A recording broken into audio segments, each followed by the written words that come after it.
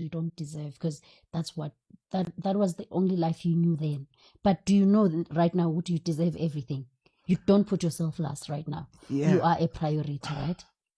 You know, I had to grow that within me. Okay. Me, and I should say, I kumele is parenting is that parents are love.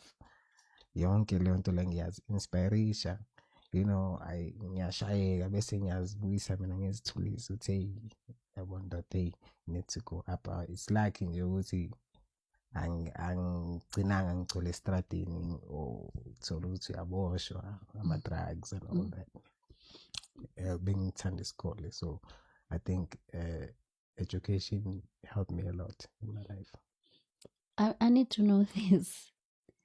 Kunalento ukuthi other people go to people. Who do you go to besides you? Talking to yourself. Who do you become? You become vulnerable kuye, because there's no. I believe umuntu ngabantu.